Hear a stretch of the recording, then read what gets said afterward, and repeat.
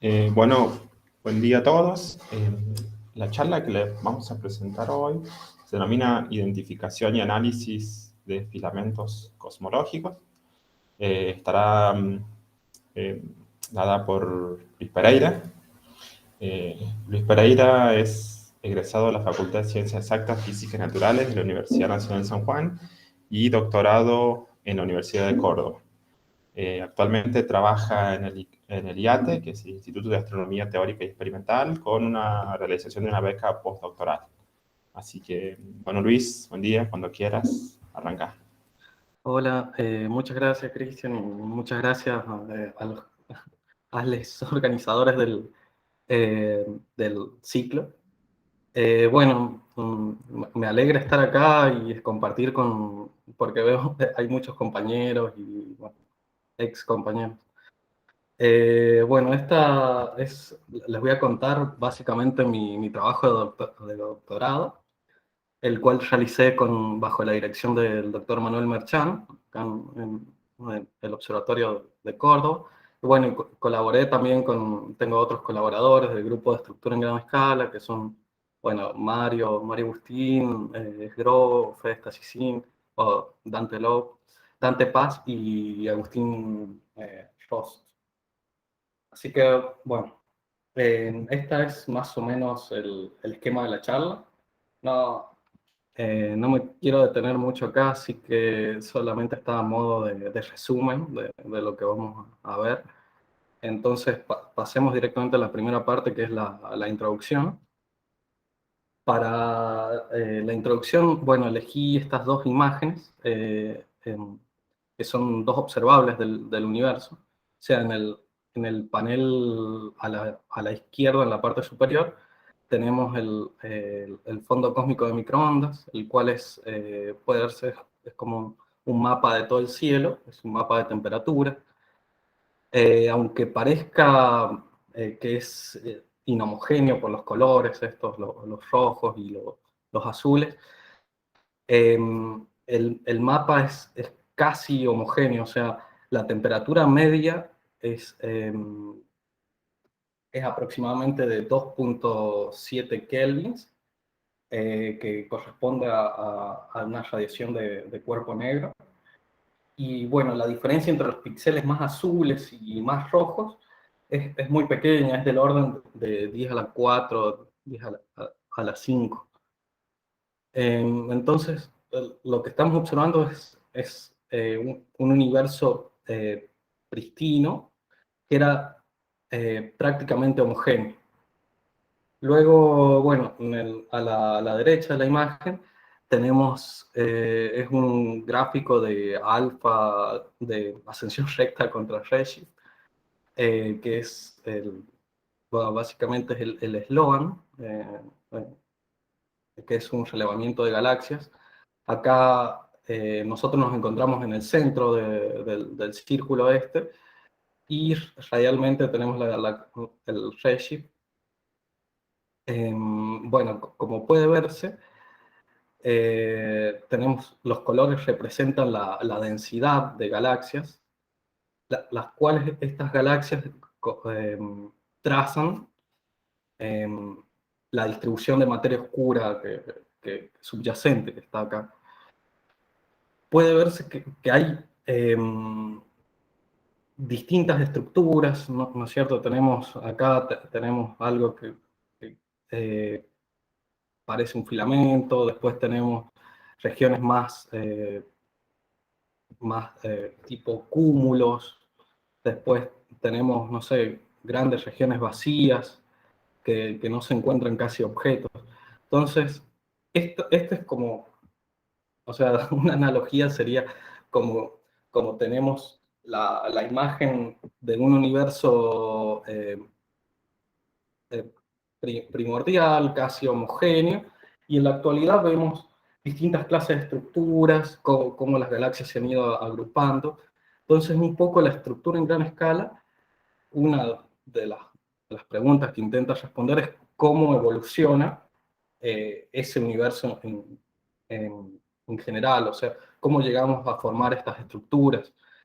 Y para ello se utilizan tanto, bueno, la teoría como la parte experimental, que en este caso lo que se hacen son simulaciones numéricas, que es en la parte que nos especializamos más que nada ahí en nuestro grupo. A continuación les voy a mostrar una imagen de una simulación. Esta es una simulación de materia oscura solamente. ¿Por qué se utilizan simulaciones de materia oscura? En general porque son más fáciles de integrar numéricamente. Esta simulación se hizo acá en un clúster de Córdoba, y es la más grande que posee el grupo. Tiene 1600 al cubo partículas en un box periódico de 400 megaparsec de lado. Esta imagen que tenemos a la izquierda representa el snapshot, o sea, la salida final de la simulación a Z0. Entonces, nuevamente podemos ver que se forman estas estructuras que veíamos en el eslogan. Entonces, una simulación lo que hace, se parte desde una semilla, o sea, desde unas condiciones iniciales casi homogéneas, muy parecidas a al campo de fluctuaciones gaussianas del 100B, y se la hace evolucionar numéricamente, o sea, las partículas interaccionan gravitatoriamente entre ellas, en el caso de la gravedad, y hasta al final que tenemos una salida donde se forman distintas estructuras. Entonces, ahora, si podemos identificar las distintas estructuras, tenemos en el panel superior, tenemos, bueno, un cúmulo o un halo, que son las regiones donde se concentra la mayor cantidad de materia. Ahí se pueden ver que están conectados, en este caso, por varios filamentos de materia oscura que le entran como al cúmulo en distintas direcciones. Después tenemos otras estructuras como son los filamentos, que en cierto sentido se los entiende como los caminos por los cuales se va transportando la materia hacia los cúmulos, que son las regiones más densas. Luego tenemos, bueno, esto es una pared que lo marqué acá, pero la verdad que una pared es una estructura laminar 2D, entonces como muy difícil ver en una imagen así, en esto que es una proyección 2D de algo que es 3D, es muy difícil ver esta pared. Pero bueno, estas paredes como rodean lo que serían las regiones más grandes del universo, que tienen mayor volumen, pero tienen menor densidad, o sea, estos vacíos o voids, eh, que presentan, son regiones subdensas, o sea, menores a la densidad media del universo. Bueno, tanto los cúmulos y los vacíos, o sea, los voids, han sido muy estudiados a lo largo de la literatura, en todos los años, a lo largo de la historia, ¿no es cierto? De este último tiempo, por lo menos. En particular, porque son mucho más fáciles de identificar que las estructuras estas de densidad intermedia, como pueden ser los filamentos y ni hablar de las paredes. Entonces, bueno, en Córdoba hay un grupo que se dedica a la parte al estudio de voids, que tienen varios trabajos, pero en particular mi tesis doctoral se basó en la identificación de estos filamentos y posterior análisis de las estructuras. Entonces, bueno, ¿por qué es importante estudiar los filamentos? Bueno, los filamentos influyen, hay distintos trabajos en los que se ve que influyen en la adquisición y de momento angular de los halos de materia oscura. O sea, tenemos estos nodos, se ven influenciados. O sea, ustedes ya ven que algunos tenemos, en este caso es como uno de los extremos del filamento, pero a su vez tenemos pequeños halos acá que se hallan embebidos en sí, o sea, también se ve en esta imagen, se hallan embebidos en los filamentos. Entonces, se ha visto por diferentes trabajos que los filamentos afectan a estos halos. Eh, en particular, se ve que, por ejemplo, el momento angular de los halos de menor masa se haya alineado con la dirección del filamento más cercano, mientras que cuando el halo es más masivo, el momento angular se halla perpendicular al filamento más cercano. Bueno, también tiene influencia en la forma. Esto un poco lo voy a contar al final de la charla, pero la forma de los halos, o sea, es básicamente, se puede aproximar, digamos, por un elipsoide triaxial, ¿no es cierto? Entonces, el, los semiejes de este elipsoide de forma, de los halos de materia oscura, se ven afectados si se hallan o no en una estructura filamentosa. Eso es la idea que se, que se tiene. Y bueno, y también se ve que los filamentos tienen impacto, bueno, en la formación de las galaxias. En particular, esta imagen que puse acá es del paper este de Kralik y colaboradores del 2018, en el cual se ve que ellos estudian o sea, los colores y la tasa de formación estelar de las galaxias y cómo se ve afectada en relación a la distancia del filamento. O sea, ellos observan de que las galaxias se van apagando, se apaga su tasa de formación estelar y se vuelven más rojas a medida que se acercan al eje del filamento y a los nodos, que serían estos halos grandes que se hallan en los extremos del filamento. Bueno, estos son, ¿por qué es importante estudiar estas estructuras en particular? Sin embargo, nos encontramos con una dificultad, que es que no hay una definición unívoca de qué es un filamento. O sea, distintos trabajos utilizan distintas definiciones de acuerdo a lo que ellos quieren estudiar, ¿no es cierto? Por ejemplo, dos de las definiciones más clásicas que hay es una definición motivada por la gravedad, en la cual los filamentos son estas estructuras semicolapsadas, o sea, por ejemplo, tenemos uno de estos halos que colapsa a lo largo de los tres ejes, o sea, es una estructura que está colapsando a lo largo de los tres ejes, mientras que los filamentos están colapsando a lo largo de dos ejes, mientras que un tercero no.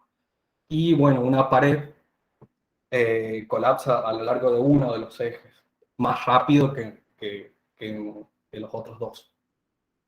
Entonces, esta sería una definición de filamentos que se podría tener. Otra definición de filamentos es una más topológica, en la cual los filamentos conectan puntos críticos en el campo de densidad. En particular, un punto de ensilladura, un máximo. Y bueno, esto les muestro un poco acá, creo que se entiende mejor. Tenemos los nodos en los extremos de los filamentos, los cuales serían estos máximos, y si uno se mueve en la dirección sobre el eje del filamento, y uno va viendo como la densidad, encuentra que si se mueve en la dirección del eje, la densidad empieza a caer, o sea, nos alejamos del máximo, hasta llegar a un mínimo en esta dirección, y después la densidad vuelve a aumentar cuando llegamos al otro nodo, que es otro máximo en el campo de densidad.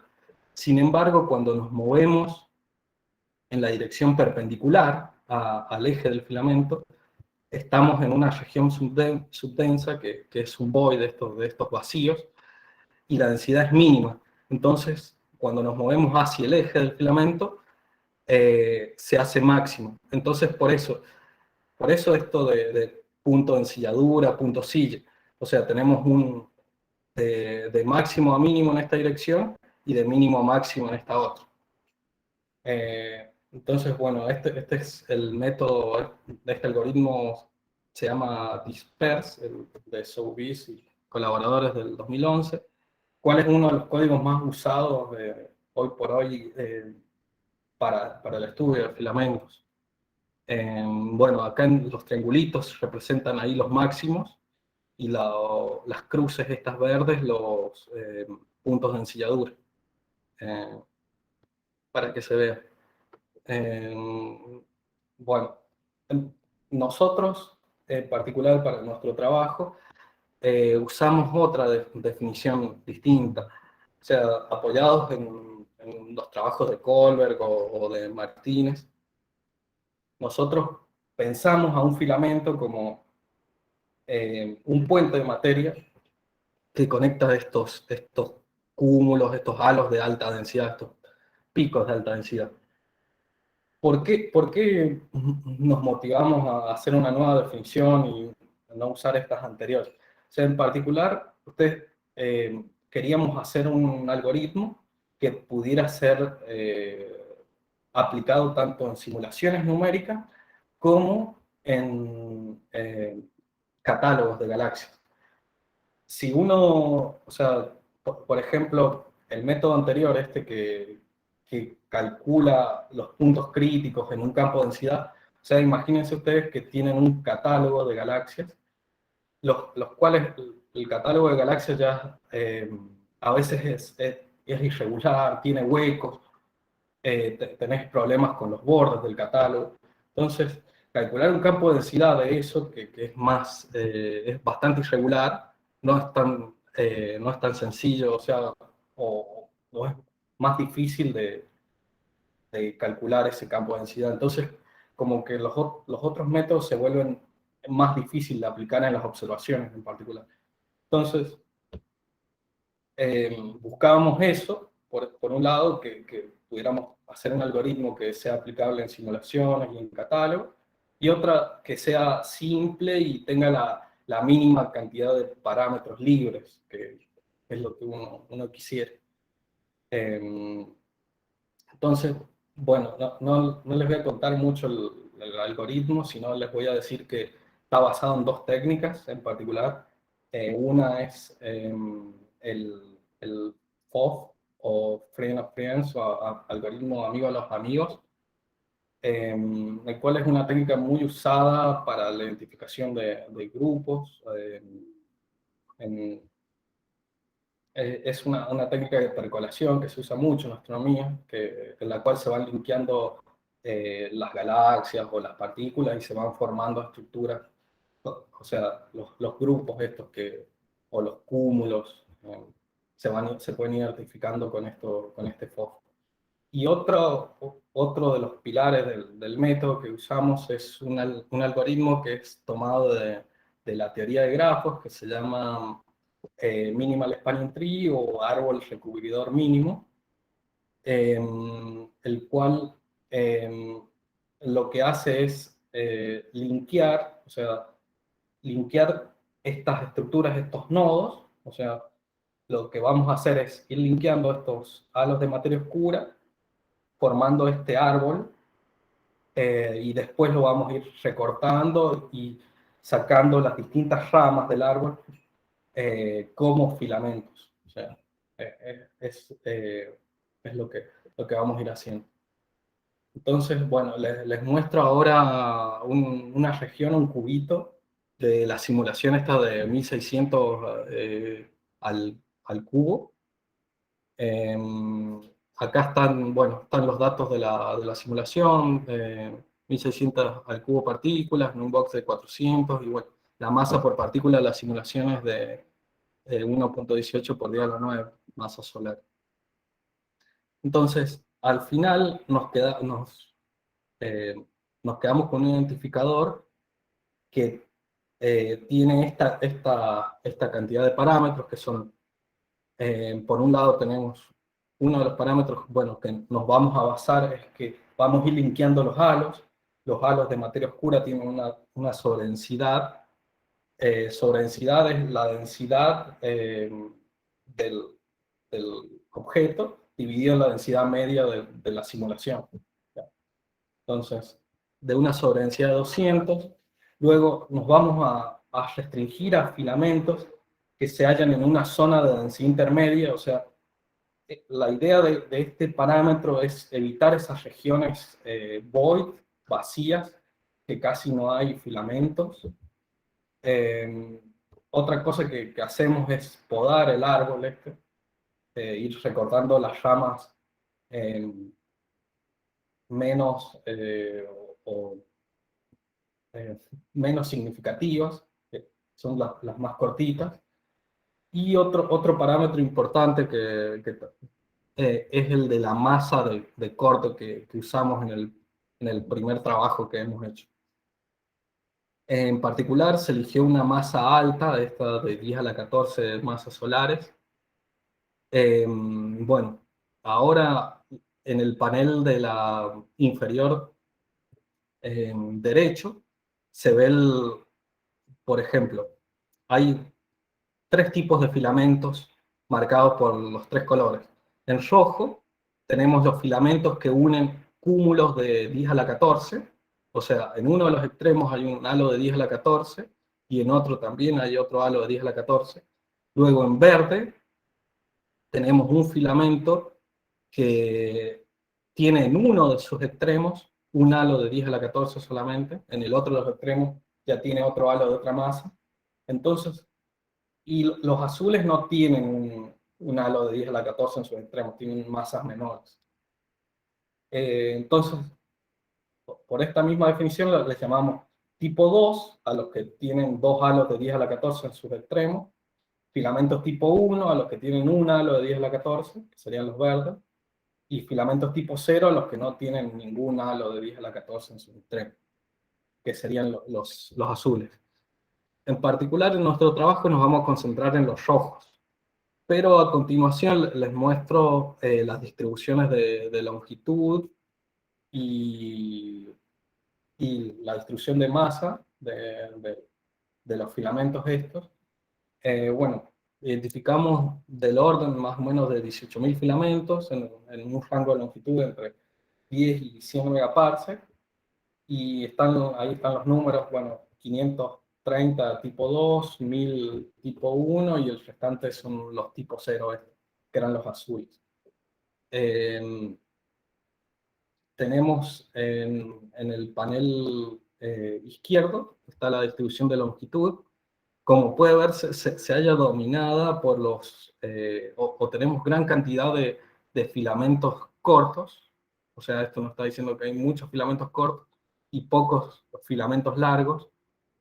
En particular, dominan en número los tipos 0, como era de esperarse, porque recuerda, los halos estos de 10 a la 14 son pocos en la simulación. Y por otro lado, se puede ver que los filamentos más o menos más largos se igualan en número a los tres tipos, más o menos. Por otro lado, la distribución de masa, la masa del filamento la calculamos como un tubo alrededor del eje ese del filamento, en un tubo de 2 megaparsec de radio. Entonces, vamos contando las partículas que caen dentro de 2 megaparsec de radio de ese tubo, y ahí calculamos la masa de los filamentos. Es de esperarse que los tipo 2 sean los más masivos, que son estos que presentan las masas grandes en sus extremos, los cuales en el trabajo les denominamos intercluster filamentos. Y otra cosa importante es que para los cálculos de la masa, por ejemplo, se mascarean o se cubren o se evitan eh, contar partículas de los cúmulos grandes. O sea, se excluyen esas partículas que están cerca de las puntas, porque como que sesgaríamos un poco eh, a un mal cálculo de la masa, ¿no es cierto? Porque justamente estos tipo 2 tienen halos muy gordos en sus extremos, mientras que los otros no. Por eso se excluyen las partículas cerca de los extremos de los filamentos para calcular la masa. Posteriormente, lo que se hizo fue un stacking para calcular el campo de densidad. A ver, lo que se hace es tomar estos filamentos rojos que yo les mostraba en la simulación y se los endereza, o sea, se van, o sea, fíjense que acá en el eje X del plot está una coordenada dividida en la longitud del filamento. O sea, se va proyectando cada una de las posiciones de la partícula sobre el eje del filamento, entonces después se lo divide eso por la longitud y queda entre 0 y 1, o sea, entre 0 está uno de los cúmulos y en 1 está el otro. En general, estos mapas se pone el más masivo a la derecha. Entonces, este halo es sistemáticamente más vacío. Entonces, se van construyendo todos estos stacking. Por otro lado, se parte la distribución de longitud, esta que teníamos acá anteriormente, de los rojos, se los parte en 4 cuartiles, que tenemos entre longitud entre 10 y 20, más o menos, entre 20 y 30, 30 y 50, y 50 y 100, el último cuartil. Entonces, para cada una de esas poblaciones de filamentos se calcula el stacking este. Y como puede verse, lo interesante es, bueno, recuperamos los máximos, los picos de densidad que están en los extremos. Después, aproximadamente el isocontorno de 10, si ustedes ven, es aproximadamente el que envuelve la forma del filamento. Este gráfico en el grupo lo llamamos los huesos. O sea, una de las cosas acá que está hecho es que este gráfico, para que se vea así, está reflejado. O sea, la información que está acá en la parte positiva se refleja en la parte negativa. O sea, en el eje Y tenemos una coordenada radial, y puede verse, por ejemplo, cuando nos movemos perpendicular al filamento, al eje del filamento, vemos que la densidad disminuye, esto se va haciendo más azul, que es como, ustedes imagínense que estamos entrando como en el void, o sea, si nos movemos perpendicular al filamento, a pesar de ser algo torcido, así, vamos a caer en estas regiones subdensas. Por otra parte, las líneas representan el campo de velocidades de las partículas. Acá se ve que, no sé, que las partículas caen radialmente, en este sector caen aproximadamente radialmente hacia el halo, mientras que acá, en el sector este del filamento, como que caen al filamento y de ahí las partículas como que chorrean hacia los halos, hacia los extremos. En particular es interesante este punto que se ve acá, que es sería como el punto de ensilladura, este punto que las velocidades están divergiendo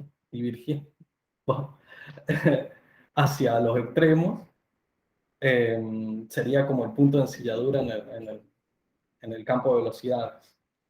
Eh, Acá este es el mismo mapa, pero está mostrado para este rango. Este que está acá es el rango de 10 a 20 y este que está acá es el rango de entre 30 y 50. Bueno, a continuación les muestro un poco el campo de velocidades.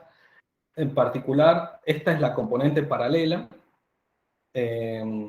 Lo que hicimos fue, o sea, tomar supongamos, tomamos este gráfico y lo partimos a su vez en 4 cuartiles. O sea, tomamos los filamentos que están entre 10 y 20, supongamos, y los partimos en 4 cuartiles. De un parámetro que definimos que es el parámetro Q, que lo llamamos el cociente de las masas de los extremos. O sea, el parámetro Q, este sería la masa más chiquita de los halos, de los extremos, dividida en la masa más grande. Entonces es un parámetro que va a ir entre 0 y 1. Y ahí sacamos 4, tenemos otra distribución de ese parámetro y lo partimos en 4. Que serían los gráficos estos que se muestran acá. Esta es la componente paralela del campo de velocidades. En dorado o anaranjado, no sé, está el isocontorno de 10, más o menos, para este cuartil y para el resto de los cuartiles ahí. Después tenemos la componente paralela hacia yendo de izquierda a derecha es positiva, y bueno, al revés es negativa. Entonces está orientado en este sentido eh, el eje. Entonces, ¿qué es lo que tenemos acá? Esta región que es muy roja son todas partículas que están cayendo hacia este cúmulo, como veíamos anteriormente, es la componente paralela. Todas estas partículas, toda esta región está cayendo hacia el halo que se encuentra en este sector. Después, del otro lado es similar, o sea, nada más que en este caso se dirigen en la dirección opuesta, están cayendo hacia este cúmulo. Y lo interesante es ver la región intermedia que tenemos acá, que está un poquito celeste, son las partículas que están cayendo desde este sector hasta este cúmulo, y por acá tenemos las más rojas que están cayendo hacia este cúmulo. Al tener este cúmulo que es más grande que fíjense que este isocontorno es más grande que mientras que en este último son casi iguales, o sea, el parámetro Q es lo más distinto, lo más cercano a cero, ¿no es cierto? Y mientras que en este caso es lo más cercano a 1, las dos masas de los halos son muy parecidas.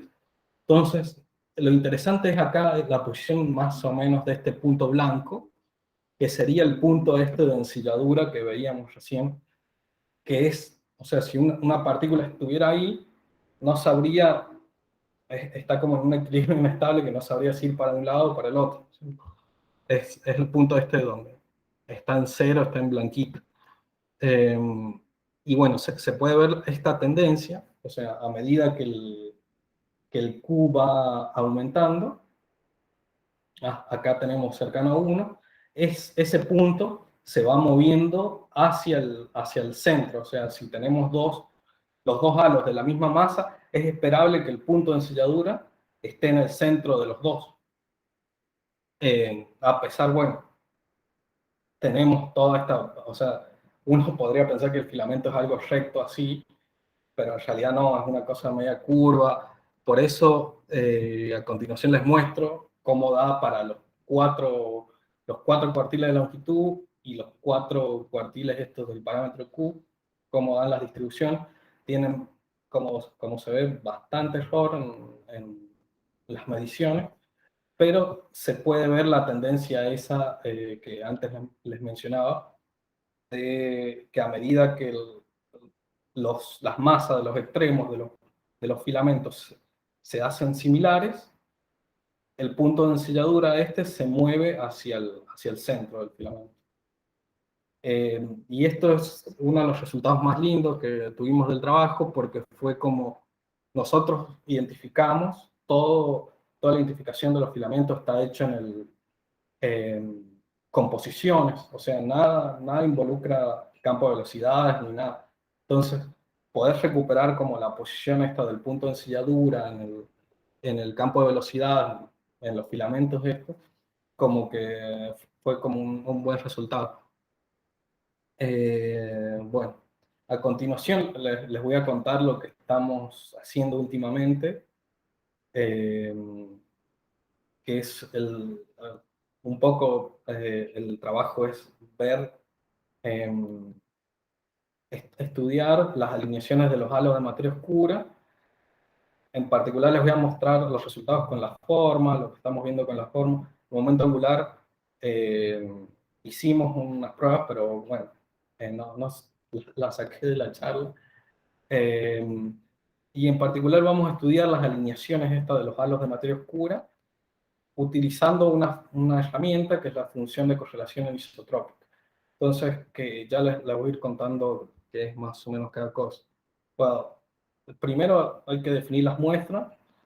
La muestra de filamentos, vamos a usar los tres tipos, o sea, vamos a usar todo el catálogo de filamentos. Luego se van a descartar los filamentos cortitos, estos con 5 segmentos o un poquito menos. se los descarta.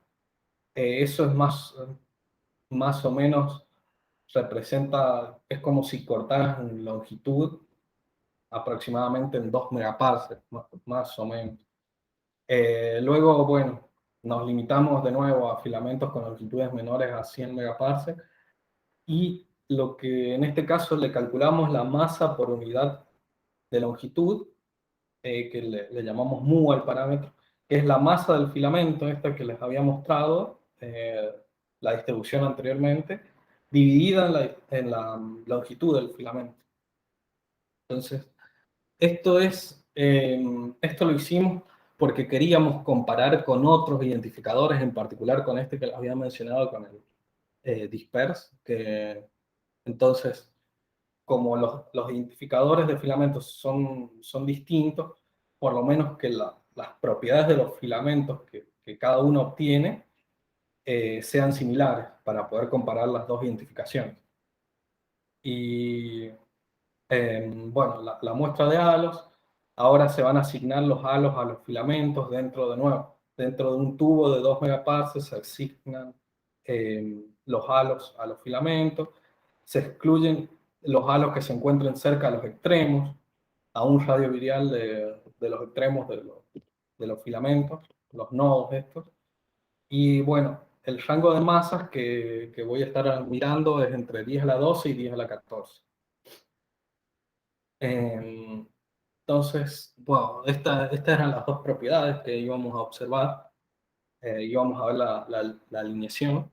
En particular, bueno, el momento angular es lo que veíamos en física, R por B.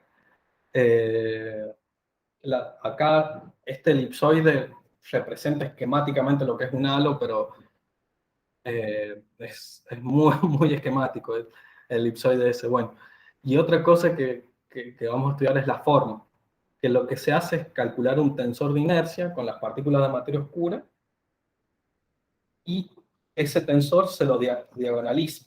Entonces los autovectores van a ser los ejes del elipsoide que mejor ajusta a la forma esa de las partículas, y los autovalores de ese tensor van a ser los semiejes. En particular, vamos a estudiar el alineamiento del semieje mayor, que está marcado acá en la figura.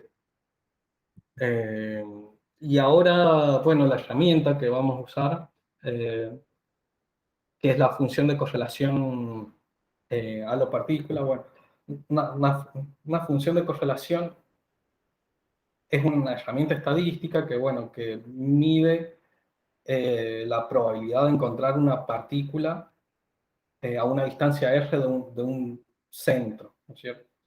En este caso, nuestros centros van a ser los halos de materia oscura, y los trazadores, que se llaman, son las partículas de la simulación.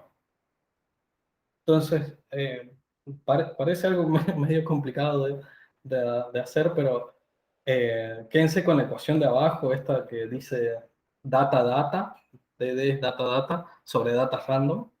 O sea, lo que se hace es, nos paramos en uno de los centros, que es el centro del halo, y se empieza a contar partículas en cascarones radiales, supongamos. Se cuenta partículas en una cáscara, y después así hasta una distancia que nosotros queramos medir, 30 megaparsecs. Se van haciendo distintos bines y se van contando. Luego eso se lo compara, ese sería nuestro data, porque sería uno de los datos, uno de las data es el centro, que es un halo, contra las partículas. Y en el otro caso, el data random se puede calcular teóricamente, que sería, o sea, nosotros nos paramos en un centro y generamos, pongamos o imaginamos que las partículas están distribuidas aleatoriamente, no siguen la forma que están en la simulación, sino que están aleatoriamente. Entonces, uno puede calcular cuál es la densidad de cada una de esas cáscaras, entonces la puede calcular teóricamente. Entonces, ahí tenemos la función de correlación. En particular, esa es la función de correlación clásica, o sea, isotrópica, que sería como hacer estos conteos de partículas dentro de una esfera. Esto que vamos a usar ahora se llama anisotrópico, porque lo que se hace es, se toma la esfera esta y se elige una dirección preferencial. En este caso, supongamos el semieje mayor. Entonces, en esta dirección se encuentra el semieje mayor. Entonces vamos a dividir la esfera esta en dos volúmenes iguales, uno que va a ser paralela a la dirección esta de interés, que es el semieje mayor, en este caso, y otra perpendicular, un plano perpendicular. Entonces, se hace la misma metodología, pero en dos volúmenes distintos, en este caso. Que los volúmenes siempre se buscan que sean idénticos, o sea, que sean los mismos volúmenes. Y bueno, está en el grupo le llamamos las cornetas por la forma esta que tiene el cono este de arriba. En este caso está cortada. Pero esta... Entonces, un poco les comento lo que es la interpretación de la función de correlación. O sea, supongamos que en el panel superior izquierdo tenemos una distribución de esferas con una densidad, con un perfil de densidad dado, así, pero las esferas están aleatorias, están tiradas en cualquier lado. Entonces, la función de correlación lo que va a hacer, va a empezar a medir el perfil y cuando llega a una distancia, a una escala, R, que es el radio de las esferas estas, se va a caer a cero porque no va a haber correlación de una esfera con otra. O sea, no, se va a ir a cero la señal. Luego, por ejemplo, acá tenemos una distribución de ruido, ruido blanco. Si tuviéramos una distribución de densidad de este estilo, la función de correlación lo que haría es medir una señal constante. Pero en el caso que tenemos una simulación, tenemos las partículas de materia oscura, bueno, nuestro universo, la forma de la función de correlación es esta, que es este primer término se llama término de un halo, y después tenemos un segundo término que se llama término de dos halos. El término de un halo es como medir justamente, o sea, yo estoy midiendo acá en escalas chicas, estoy midiendo el perfil del halo de materia oscura. O sea, esto, en esta escala es como que estuviéramos midiendo el perfil del halo de materia oscura. Sin embargo, cuando nos salimos ya a una escala ya mayor, empiezo a ver correlación que hay de un halo con el otro. No es como este caso, que las esferas están al azar, que los halos están al azar. No, hay correlaciones de un halo con los otros halos. Entonces, por eso tengo un término de dos halos en la función de correlación. Entonces, bueno, acá les muestro la función de correlación anisotrópica para toda la población de halos en el rango de masas de 10 a la 12 a 10 a la 14. Esto es lo que medimos en la simulación. En línea de puntos está la función de correlación en la dirección paralela al semieje mayor, o sea, sería como estar con los conteos que se realizan en este volumen azul. Y en sólida está la función de correlación perpendicular, o sea, los conteos realizados en el volumen verde. Y bueno, si no hay que darle un poquito de zoom, pero se ve como en gris está la isotrópica, que sería como medir en toda la esfera. En particular, ¿qué es lo que pasa? ¿Por qué se separan estas dos funciones de correlación? O sea, justamente yo estoy midiendo en la dirección paralela al semieje mayor y estoy viendo más materia. Sistemáticamente veo más materia en todas las escalas. Entonces la función de correlación se me levanta para arriba, mientras que si me muevo en la dirección perpendicular al semieje mayor, estoy viendo menos materia, entonces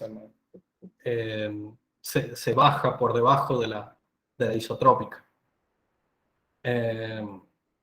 Después en el panel inferior tenemos los cocientes, o sea, es la función de correlación paralela dividida en la isotrópica y la función de correlación perpendicular dividida en la isotrópica. Entonces, si se acercan estas curvas a 1, decimos que la señal se isotropiza, o sea, mientras que a medida que más se alejen las curvas, serían más diferentes de la media, ¿no es cierto? Entonces, ahora lo que hicimos fue eso para realizarlo para la muestra total. Ahora, para la muestra de halos en filamentos, en particular, puede verse que las funciones de correlación eh, se separan, o sea, la línea roja está por encima del azul, porque verdaderamente estoy midiendo más materia, o sea, la función de correlación esta es más alta, porque estoy en un entorno sobredenso. Sistemáticamente, todos esos halos en filamentos están en entornos sobredensos, más densos que la media. Y lo que nos llamó la atención, que es algo, bueno, que estamos investigando ahora, es esto que sucede acá, o sea, más o menos entre 5, no sé, y 10, si quieres saber más. Los errores acá del azul son grandes, pero no esperábamos que la roja esta, las curvas rojas se hicieran isotrópicas, o sea, se acercaran a 1. Es algo que nos llamó la atención, o sea, esperábamos que al estar en un entorno más sobredenso, estos fueran más distintas, las curvas, o sea, se alejaran mucho más que el azul de la señal isotrópica. Entonces, esto es algo que nos estamos trabajando hoy por hoy, que estamos estudiando a ver si esta señal que vemos depende de la masa de los halos o está relacionada con el entorno, si tiene que ver más con los filamentos. Y bueno, esto es lo que estamos haciendo últimamente. Eh, Conclusiones. Desarrollamos un algoritmo para identificar filamentos, bueno, basado en las dos técnicas que les decía, el FOV y el Minimal Spanning Tree. El método es aplicable a catálogos de galaxias y a simulaciones numéricas.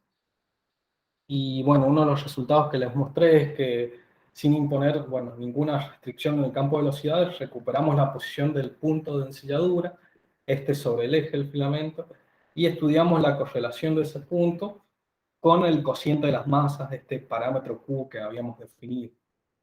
Y lo que está en progreso es que estamos analizando la alineación del semieje mayor, y hemos encontrado una señal que si bien tiene mucho error todavía, pero es como interesante para que vamos a seguir estudiando, es que los halos en filamento presentan menor anisotropía, o sea, que, que la muestra general de halos.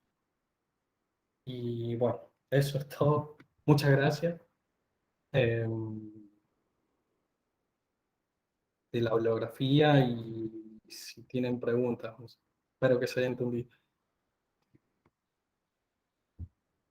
Bueno, muchas gracias, Luis. Muy, muy completa la charla y muy clara.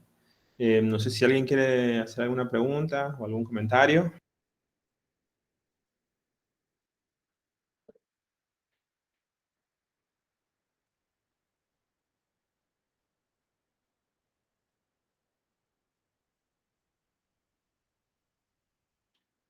Dale, Franco.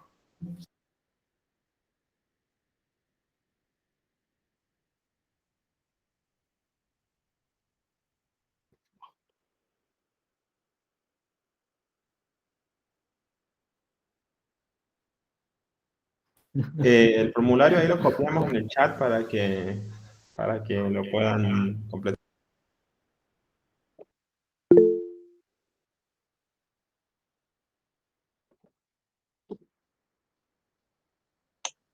Franco quiere hacer una pregunta, pero dice que no tiene micrófono.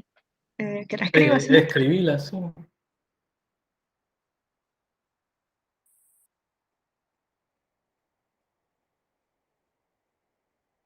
No, no se escucha.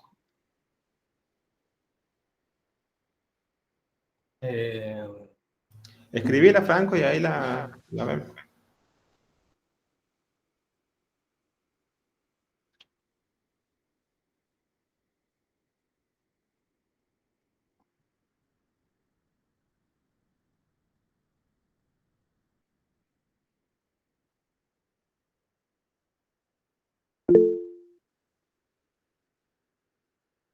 Dani. No, no se escucha. Ahí Daniela también quería preguntar si querés, Franco, escribíla y hasta que esté el que pregunte Daniel. Hola Luis, ¿cómo estás? ¿Cómo andás, Dani? ¿Todo bien? Bien, muy linda la charla. Acá estamos con la Georgie. Ah, Me pregunto. Hola Luis, ¿cómo estás? hola, Jordi, ¿cómo andás? Bien. Bien. Mirá, Luisito, es que te quería preguntar, a lo mejor es muy obvia la pregunta. Cuando calculas las funciones de correlación, ¿qué es lo que tomas como datas o como centro? ¿El filamento, el halo? Ah, no, no, todo está con el halo de materia oscura. Ah, bien, con el halo de materia oscura. Claro, y hacemos la halo partícula, la función de correlación halo partícula. Perfecto. Y después lo haces para los halos que pertenecen a filamentos. Claro, lo que estamos haciendo es haciendo una muestra, la muestra total para todos los halos del universo en ese rango de masa, y después, cuando digo halos del universo, son los halos de la simulación que tenemos. Pero para los halos en ese rango de masa, y después los halos en filamentos, en nuestros filamentos, en los que estamos identificando nosotros. Bien, entiendo. Gracias. De- de-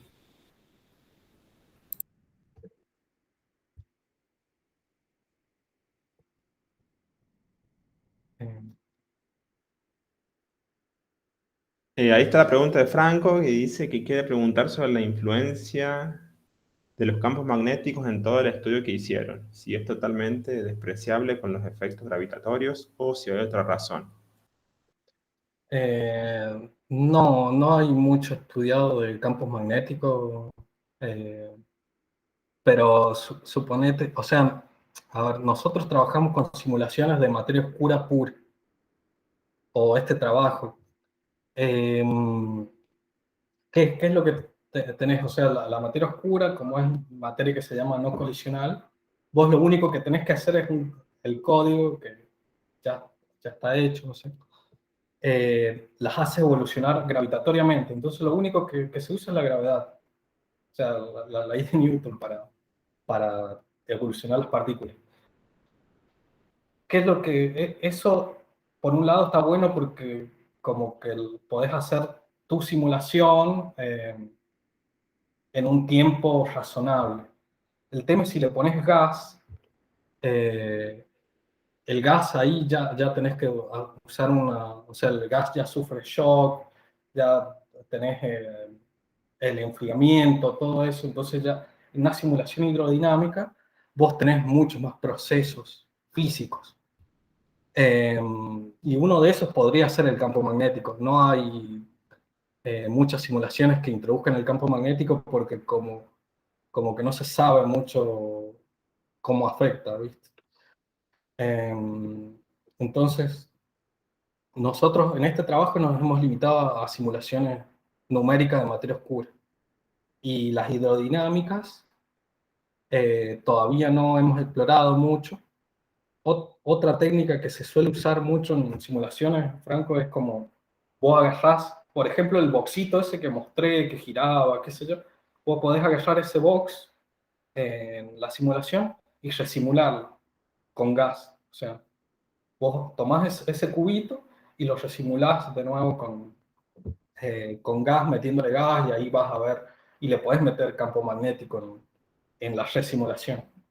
Pero ahora no, es toda una simulación de materia oscura, ¿no? Sin campos magnéticos.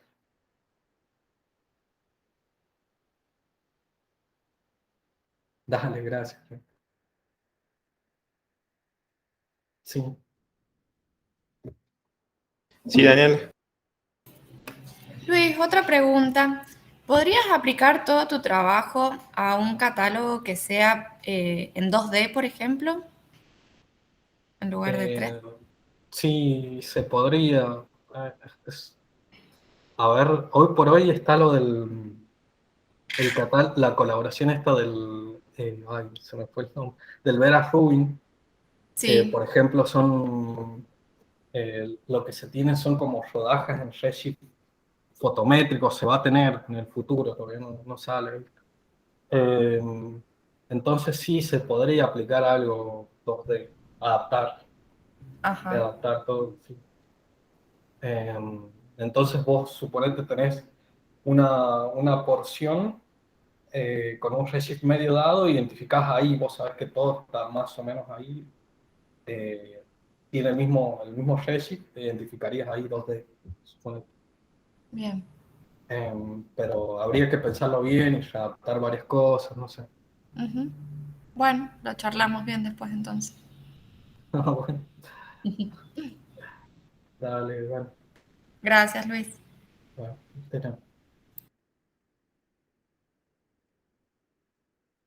Bueno, si no hay más preguntas, terminamos por hoy. Y bueno, los invitamos a la próxima semana a una charla muy interesante que va a ser dada por Susi